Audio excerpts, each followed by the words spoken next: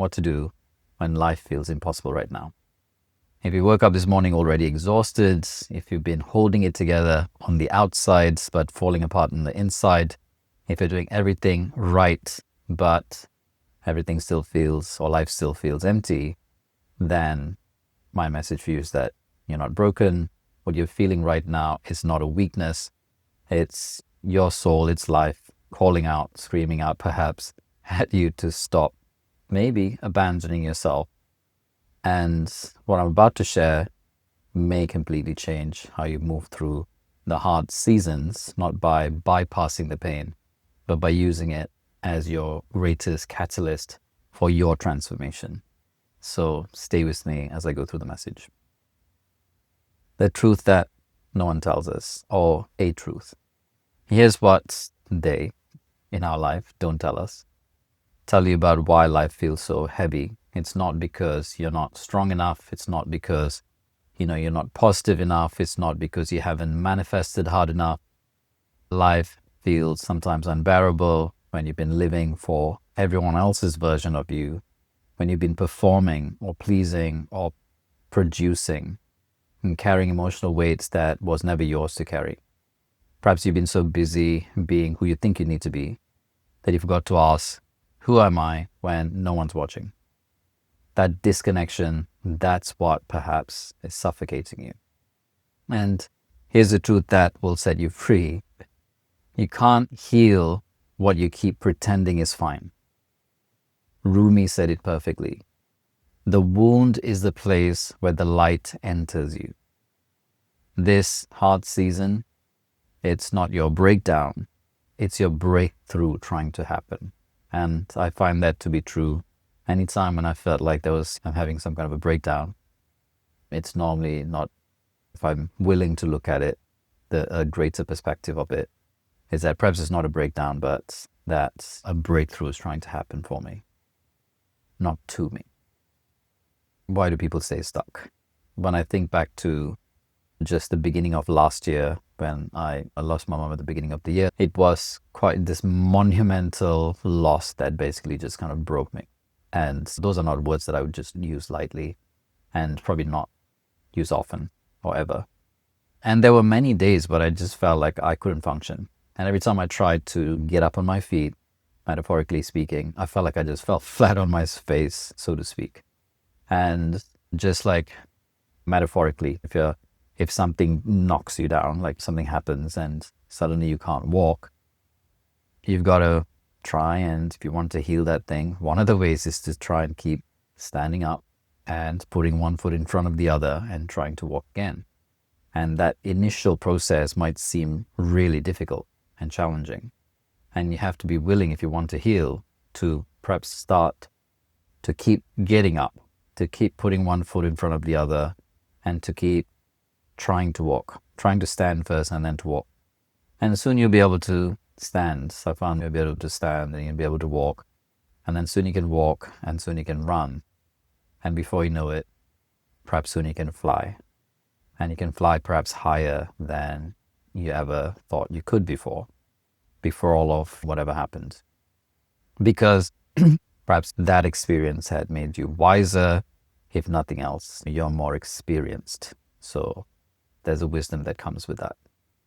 And when life gets hard, we've taught ourselves to push through it, to stay positive, to manifest our way out of it, to distract ourselves until things pass.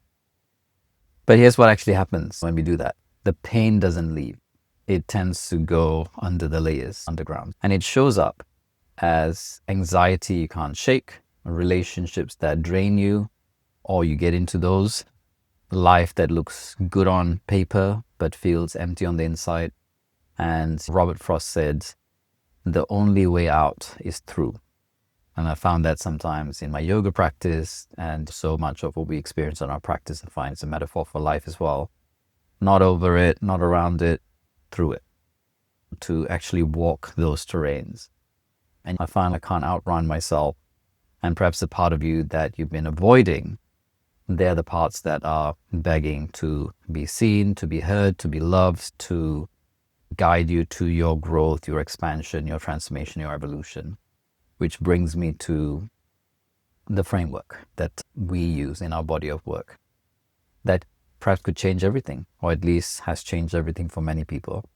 There's a framework which I teach in our body of work. It's 18 years of my own transformation journey and then facilitating literally thousands of people's lives through it in many different settings, online, in person. The framework of Feel, Heal, Manifest. And the feel part is to stop treating your emotions like it's something to fix. Pain isn't your enemy, it's your teacher, if you would allow it to be. And I was on a podcast a couple of weeks ago, and mentor was interviewing me, asked, do they have to go through the pain? And I said, we don't have to go through the pain. We can start to look within, and that's a choice. And that looking within begins with choosing to feel. So when you give yourself permission to actually feel what's real, whether it's grief or rage or whatever is going on, loneliness, something miraculous can happen. It starts to move through you instead of staying stuck inside of you. And as the saying goes, you can't heal what you won't feel. What we don't allow ourselves to feel, we cannot heal it. Whatever it is, your sadness, whatever it isn't your weakness. It's, I would say, information on what and how to heal if you let yourself start to feel it. And then the second part of our framework, which is heal, healing doesn't just happen through affirmations. It can help a little bit. It happens when you stop running from yourself and start looking within and asking, what part of me needs my love right now, my attention right now? And as we know from our work, when we bring love, it is the frequency that heals pretty much anything. So it comes from looking within. When we have someone who, in this body of work, obviously I play this role, if you've got someone who can guide you, who's done this many, many times. And in our work, we do intervention work, we do healing work, and guiding people through terrains of the internal world, the story world, how it's configured internally and how it then tends to run their lives. And it's not just sitting there journaling. It's not about doing some affirmations or some kumbaya. It's actually going to the depths of it, dealing with things at the root cause.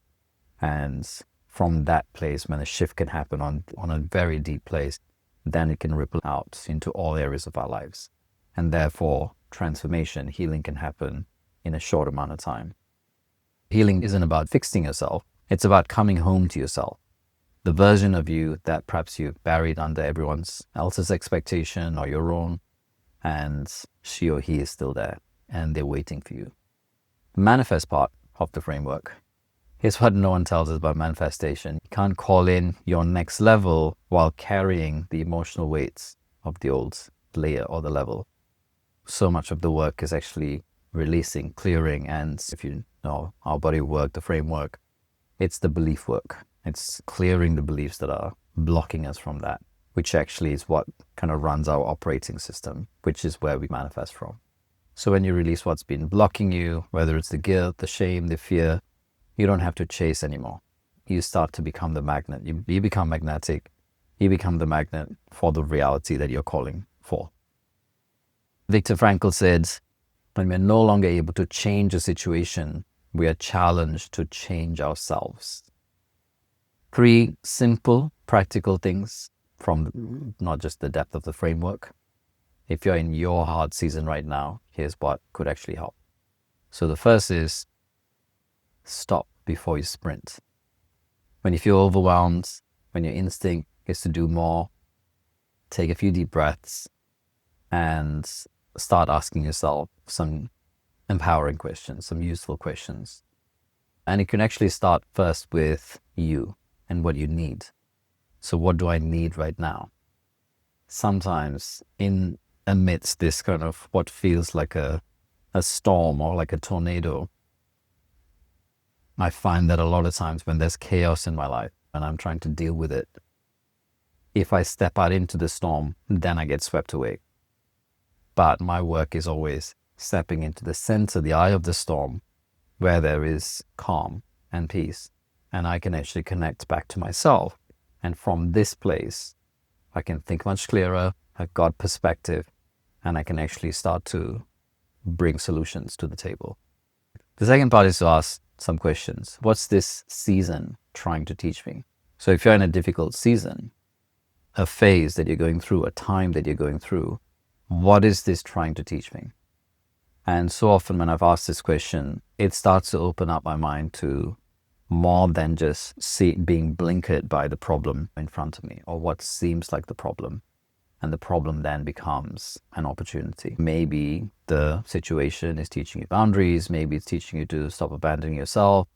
Maybe it's reminding you that you never meant to actually carry it all on your own and do it alone. And as Pema Chodron said, nothing ever goes away until it has taught us what we need to know. And then it's creating space to feel. So in our body of work, obviously, we use meditation, we use yoga practice or conscious movement. And actually, it doesn't have to just be in our movement practice. That's what we practice in our movement practice. It's just a space for us to then bring it into the rest of our lives as we move through our days, to move consciously through our day. And if you're not in this body of work and something in you whispered, I need this, or it's piquing your interest and it's speaking to you, then I've created something for you and it's coming up very soon, which is the Elevate Inner Work Challenge, where you have guided practices that help you release what's been weighing you down, tools to reconnect with your energy, with clarity, and your power, not by bypassing the pain, but moving through it and transforming. So the link will be below this video somewhere. My closing thoughts on this message: the hard seasons I found, certainly in my life, they don't break you. They haven't broken me. They reveal something about you.